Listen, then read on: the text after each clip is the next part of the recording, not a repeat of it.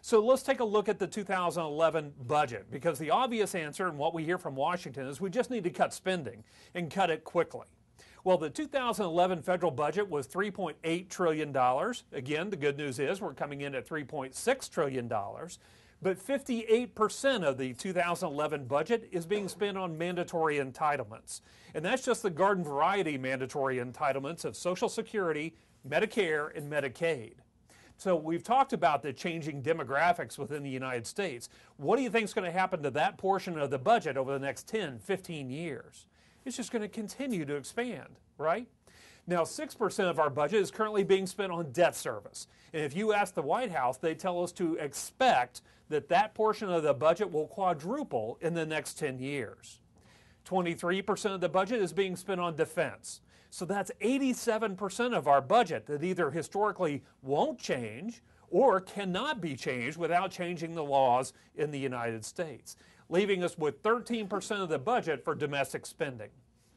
So even if you took that draconian approach and cut federal debt or discretionary spending by 30%, if you do the math, that's only $160 billion. That will not impact a 1.3. Now, this all started with this shot across the bow. It was a statement that came from the White House at the end of July, and they said, hey, look, Republicans, and I'm paraphrasing obviously, hey, look, Republicans, I told you all along that I want a balanced approach. And what I mean by that is I want spending cuts, but I want rising revenue stream.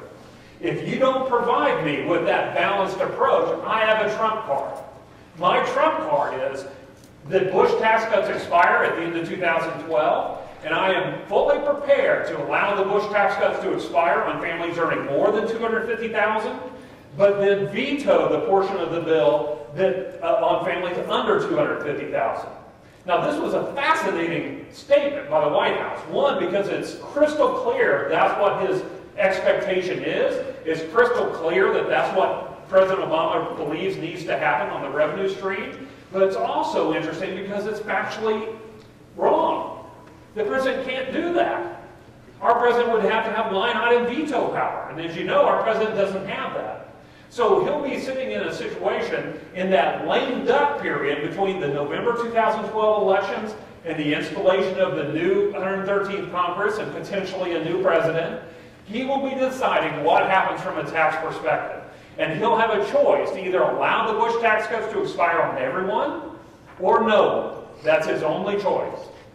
Either scenario, what we see likely happening, whether President Obama is reelected or not, is that certainly on your highest income clients, you should expect tax rates to go up starting in 2013.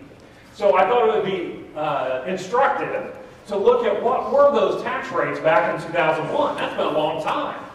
But you can't just look at those 2001 tax rates. You have to add in the healthcare reform tax at 3.8%.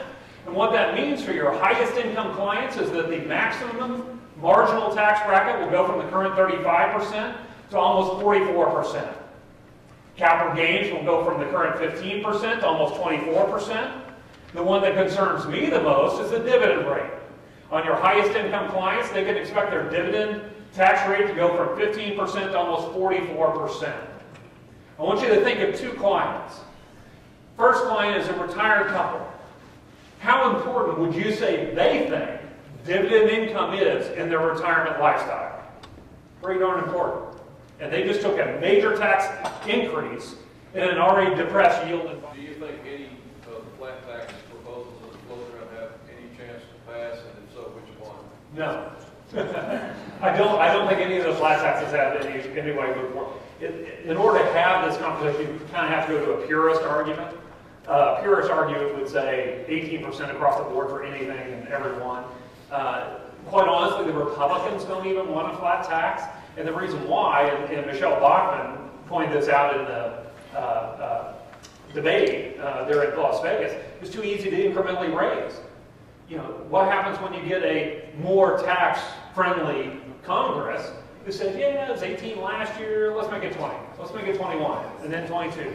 And it just, now we're all paying a flat 30. So Republicans in and of themselves are not huge supporters, other than on the stump, to a flat tax proposal. It gets much too complicated from that. The challenge we have in the U.S. tax code system is that corporate tax and individual tax is so intertwined. And again, my company is a perfect example. I pay at a personal level, but I'm a business owner. So I don't care what you do to corporate rates. What are you doing on personal rates? So it's so intertwined that you can't just find an easy fix. If you go to irs.gov and hit print, how many pages print? Probably don't have enough paper in the world. Well, we have enough in the world, but certainly not in your office. 8,000 pages. 8,000 pages print off. And it's just a spaghetti bowl of craziness in that. So you real quickly figure out it's much easier to scrap the current system and start with something new. I will tell you this. You don't see this on Fox News, you don't see it on MSNBC, because that's where you see the talking points from both parties.